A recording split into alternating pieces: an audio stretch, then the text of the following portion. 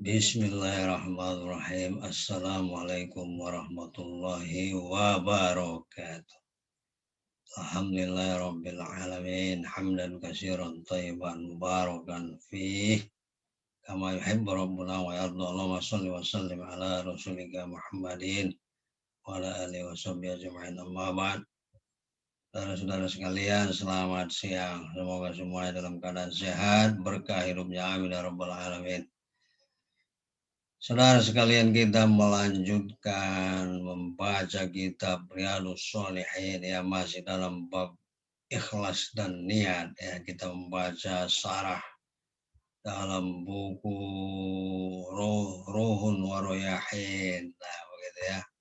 Karangannya Abdul Hadi bin Sa'id Al-Bustani. Abdul Hadi bin Sa'id Al-Bustani dan Ziyad bin Muhammad ya, luar biasa. Teman-teman sekalian, jadi kita melanjutkan insyaallah. Yang kemarin kita sudah sampai kepada hadis yang ke-9. Nah, sekarang kita masuk ke hadis yang ke-10. Mana ini? Nah, ini dia ya. Kita baca. Nah, jadi kita membaca saja. Baik, ini dia hadisnya yang ke-10. Ini tentang apa ini? Wa an Abi Hurairah radhiyallahu anhu qala qala Rasulullah sallallahu alaihi wasallam salatul rajuli fi jama'atin masyaallah tazidu ala salati fi baitihi wa salatihi fi suqihi, gitu ya. Salatul rajuli, salatnya seorang laki-laki berjamaah ya, fi jama'atin, berjamaah itu melebihi pahalanya ya.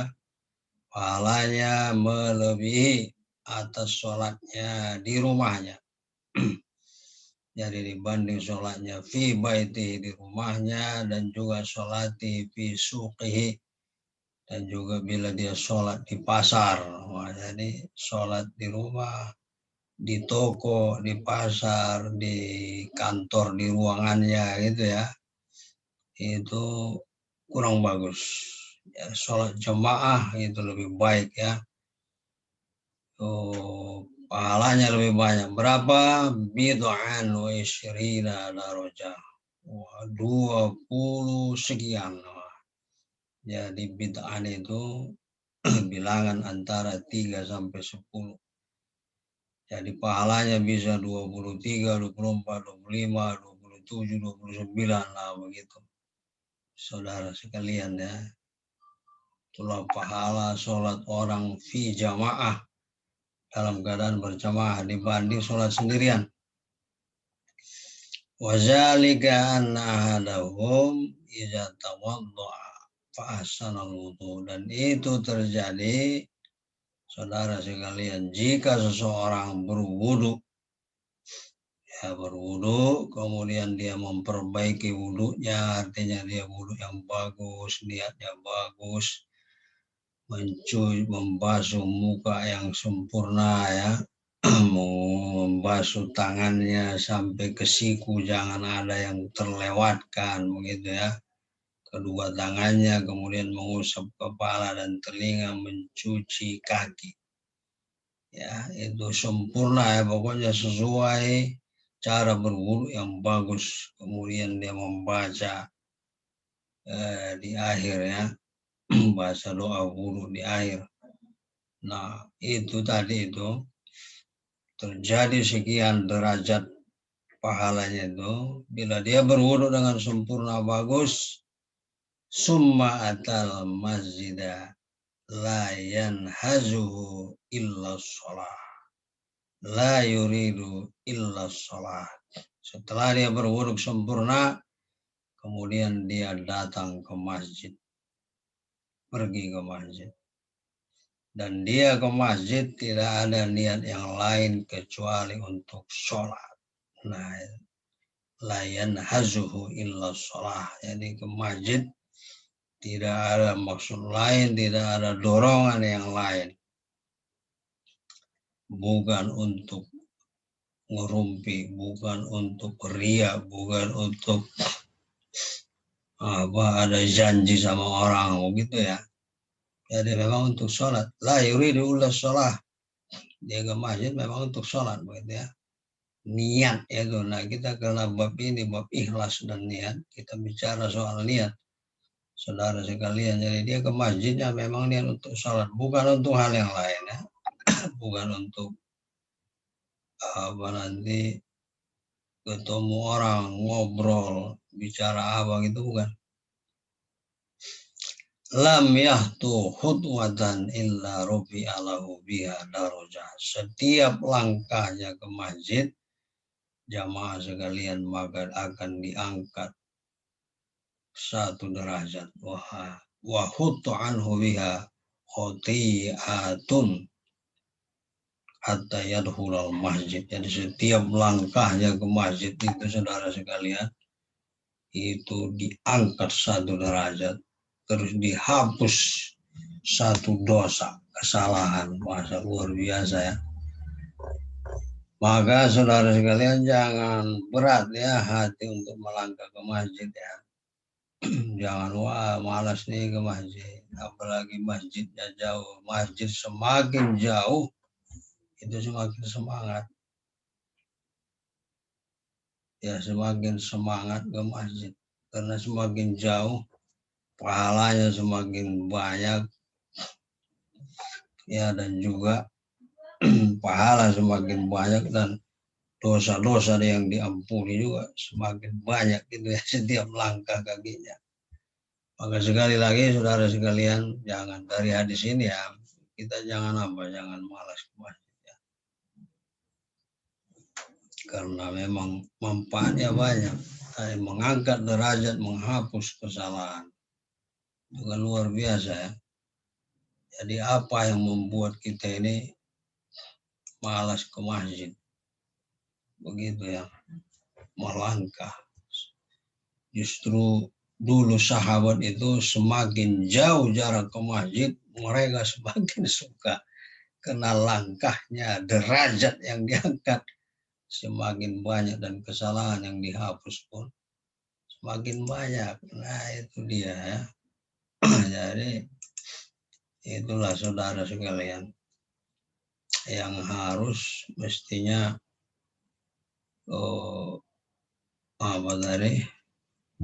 yang harus kita pahami ya, sehingga itu menjadi motivasi begitu ya, motivasi bagi kita untuk ke masjid. Nah baik, ini terus kita masih ada lanjutan hadis tadi. Ini dia Bang. Nah, Faiza dakhala al-masjida kana bis-salati maka as-salatu ya tahbisu. Jadi ketika dia masuk ke dalam masjid ya, dan dia menunggu waktu sholat ya, jadi belum masuk waktu, belum qomat begitu ya, apalagi dia ditambah sholat tahiyatul masjid, sholat qobliyah, masya Allah gitu. Atau katakanlah belum azan ya, belum azan. Saudara sekalian, maka dia masuk ke masjid ya, dia sholat tahiyatul masjid, kemudian dia menunggu azan. Sebelum sholat didirikan, dia itu dinilai pahalanya itu seperti dia melakukan sholat. Luar biasa kan itu. Nah kalau kita paham ini, saudara-saudara sekalian, kita kan mestinya rajin ke masjid ini. Karena duduk saja di masjid, menunggu sebelum didirikannya sholat, itu juga pahalanya seperti kita sedang sholat. Kan luar biasa. Maka kalau kita paham ini ya, usikum wa nafsi bittaqwa, saudara sekalian, mestinya kita tidak satu, tidak malas ke masjid, kemudian yang kedua, kita tidak menunggu qomat ya baru ke masjid itu ya, karena memang masya Allah, karena pahalanya luar biasa.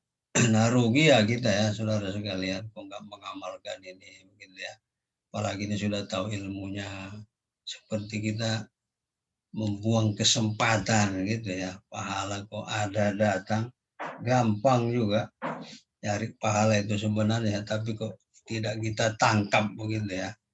Kok sepertinya kita membuang kesempatan ya gitu ya, sia-sia gitu. Wal malaikatu yusholluna ala ahdikum ba'da ma fi majlisihil ladzi shalla fihi. Dan malaikat, saudara sekali, itu bersolawat kepada kita ya, pada seorang di antara kita selama dia setelah selesai sholat dia masih duduk di situ ya, masih duduk. Dia habis sholat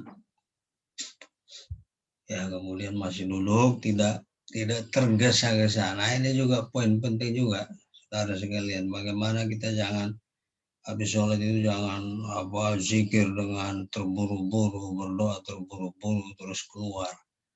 Ya bagaimana kita santai saja ya, kita khusyuk zikirnya, khusyuk doanya, kita duduk, syukur-syukur juga ada sholat sunnah ba'diyah gitu ya. Dan duduk kita di situ itu malaikat ya yusholluna bersalawat kepada kita. Nah, luar biasa kan?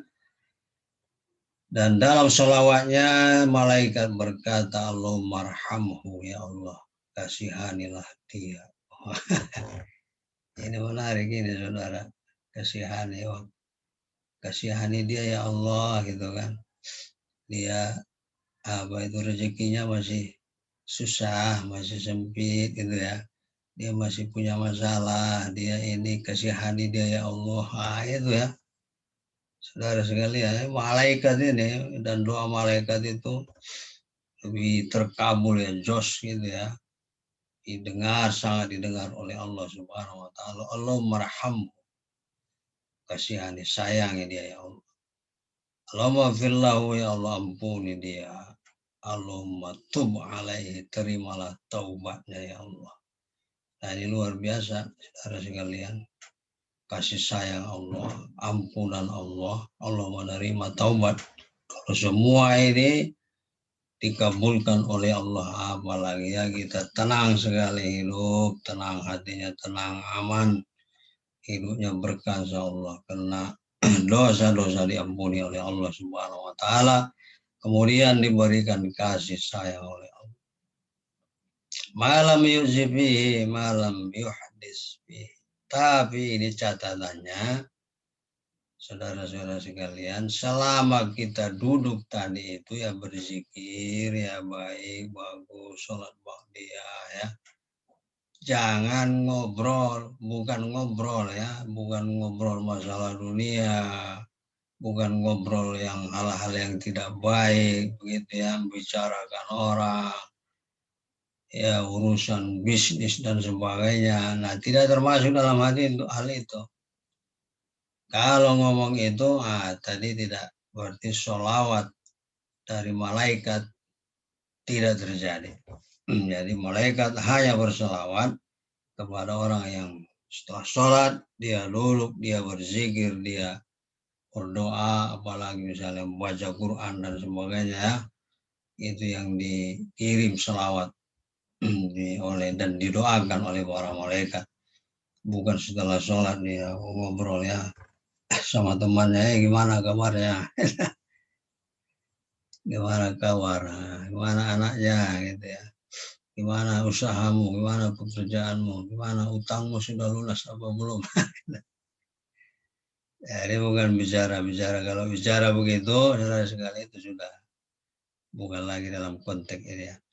Nah, hadis ini saudara sekalian adalah muttafaqun alaihi, riwayat diriwayatkan oleh Bukhari Muslim, wa hadza lafzu Muslim, tapi lafaz ini adalah lafaznya Imam Muslim. Nah begitu saudara-saudara sekalian, setelah ini mana tadi ya, baik kita masuk ke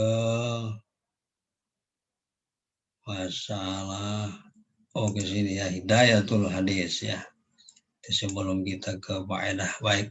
Nah, maka dalam penjelasan dalam kitab Ruhun Waroyain, saudara sekalian, ada petunjuk dari hadis tadi poin-poin penting ya dari hadis yang kita bacakan nomor 10 tadi. Pertama adalah fadilatu syuhudil jamaah fil masjid. Jadi hadis tadi bercerita tentang keutamaan sholat jamaah di masjid ya. Kita hadir sholat jamaah di masjid. Semangat ya.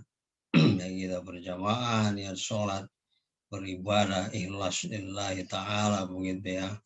Maka menyaksikan ya, mengikuti jamaah itu luar biasa fadilahnya. Yang kedua istihbabu wudu'ir rajul fi baitihi di syuhuril jamaah liya zima ya liang zumur azhar.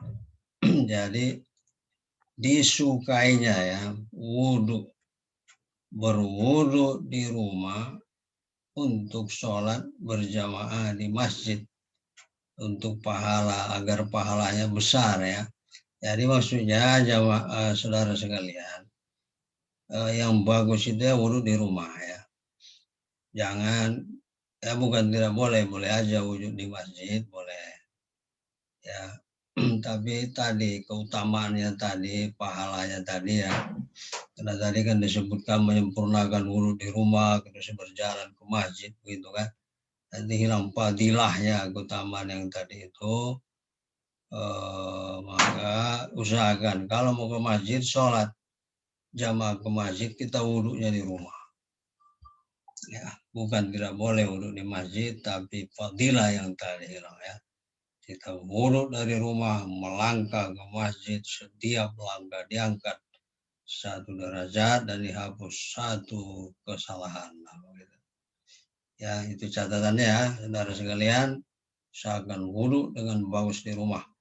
Kemudian i'tibarun ya fi husuli hadzal ajral azim wa lam yastahdirin niyatal khalisah naqusu ajruhu. Jadi niat ya, karena ini memang babul ikhlas wan niyah.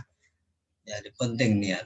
Jadi niat berwudhu di rumah untuk sholat berjamaah di masjid, berjalan ke masjid ya, ada pahala, ada derajat. Jadi niatnya ikhlas. Kalau itu tidak terjadi, naqusu ajruhu, agak pahalanya berkurang ya, biar dapat yang 20 bid'ah wa isrin tadi ya, bid'ah wa isrin 23 sampai 29 ya, bahkan ya 29. Maka ini niatnya harus baik lillah ya, memang sengaja untuk sholat ke masjid. Al-abdu fi khairin mantazarul khair. Jadi seorang hamba itu dalam kondisi yang baik, dalam keadaan yang baik, artinya diridhoi oleh Allah, didoakan malaikat selama dia intazara al khair, menunggu yang baik juga. Maksudnya apa tadi kan sholat. Jadi kan sampai ke masjid belum sholat kan, belum qomat gitu, maka dihitung pahalanya seperti orang yang pahala sholat. Jadi menunggu sholat pahalanya seperti pahala orang yang sholat. Itu maksudnya di sini. Seorang menunggu sesuatu yang baik, maka dia dalam posisi yang baik, diberkahi dan diridhoi oleh Allah Subhanahu wa Ta'ala. Nah itu. Jadi misalnya kita ya ada berniat atau kita menunggu seseorang begitu ya, kita sudah janjian akan melakukan kebaikan dengan dia, bersilaturahim atau memberikan hadiah dan sebagainya, maka penantian tadi itu saudara sekalian itu berarti dalam kebaikan gitu ya, ada pahalanya ya dari Allah Subhanahu wa Ta'ala. Nah itu dia. Nah ini masih ada enggak ini ya, tadi itu hidayatul hadis ya tentang apa tadi petunjuk dari hadis itu. Nah kemudian ini masih ada lanjutannya saudara sekalian. Nah faidah ya, dalam kitab Ruhun Waroyahin itu dalam hadis yang ke-10 ini ada dituliskan faidah, catatan gitu ya, semacam catatan. Apa di catatannya? Ilam akhil muslim wa saudaraku muslim ketahuilah wafaqakallah, semoga Allah wafaqakallah, semoga Allah berimu taufik anna sholat al-jamaati fardu ain ala kulli muslimin sami'an nida wa laysa lahu uzur. Masyaallah, ini saudara sekalian, ini penting ya. Disebutkan di sini bahwa sholat jamaah itu adalah fardu ain. Jadi bukan fardu kifayah ya, fardu ain. Setiap kita harus melakukannya. Bagi siapa? Ala kulli muslimin sami'an nida, setiap muslim yang mendengarkan suara azan, saudara sekalian, dan dia tidak punya uzur ya, halangan untuk ke masjid, maka sholat baginya jamaah fardu ain. Luar biasa ini. Jadi saudara sekalian, ini betul-betul ini harus kita perhatikan. Jadi jangan main-main ya, maka tadi jangan sholat ya, jangan di rumah, di ruangnya di kantor gitu ya, di pasar, jangan begitulah. Jadi kalau ada masjid kita berusaha ke masjid, cari masjid, kecuali wanita ya. Itu pun kalau perempuan ke masjidnya tidak masalah, tidak ada fitnah, itu juga baik ke masjid karena dia mendapat pahala dari 20 sekian itu. Ya, dalam hadis lain disebutkan 25 atau 27 ya. Nah, jadi saudara sekalian, ini penting ya. Jadi itu dia. Wadillatu wujubiha kasirah, dan dalil-dalil tentang kewajiban sholat jamaah itu banyak ya, banyak. Di antaranya di sini disebutkan dalam surat An-Nisa 102. Nanti kita cek An-Nisa 102 itu bahwa dalam kondisi berperang pun dianjurkan juga sholat berjamaah. Di ayat itu dijelaskan kalau berperang pun sholat bukan sholat sendiri-sendiri, tapi berjamaah. Itu menunjukkan bahwa penting jamaah, berjamaah bersama-sama, jangan sendiri-sendiri. Dalam perang pun disuruh berjamaah, walaupun diiringi dengan khauf ya. Maka Allah mewajibkan sholat berjamaah ya, dalam kondisi peperangan, walaupun dalam ada khauf, ketakutan di situ ya. Jadi dibagi dua, yang baris depan sholat dulu, yang belakang memegang senjata gitu ya, bersiap-siap menghadapi musuh. Setelah yang depan rampung, terus mereka mundur, mereka siap memegang senjata, yang tadi yang siap siaga maju ke depan juga sholat berjamaah dengan imam tadi ya. Nah, maka saudara sekalian, wa fi halil amni wal muslim min babi aula wa ahra, kalau dalam peperangan saja kita disuruh berjamaah, apalagi dalam kondisi aman ya, maka tentunya itu lebih diwajibkan, lebih diharuskan daripada yang kondisi tadi itu ya. Nah, sekali lagi saudara sekalian, maka ini penting ya, kita itu kondisi sehat ya, sehat, aman, bukan sakit, bukan berperang, tidak dalam kondisi darurat atau apapun begitu ya, maka fardu ain, wajib sholat ke masjid saudara sekalian ya. Wa fi sunnati warada wujubul jamaati ala rajul a'ma ad-dharir pakai batakun al basir ya. Dalam hadis juga disebutkan bagaimana seorang laki-laki yang apa itu, yang buta ya, buta, terus dia bercerita kepada Rasulullah ya, aku buta wahai Rasulullah, aku tidak bisa ke masjid, tidak ada yang memandu. Kemudian Rasulullah berkata, kau mendengar azan, kau tidak apa-apa, tidak ke masjid. Kemudian Rasulullah bertanya pas dia mau pergi ya, Rasulullah, kau dengar azan enggak begitu? Kemudian dia, iya aku mendengar Rasulullah. Kalau begitu wajib begitu. Artinya jawablah panggilan itu. Artinya kau tetap ke masjid walaupun kau akma, buta, tidak bisa melihat. Nah, saudara sekalian, kalau buta saja ke masjid, ya,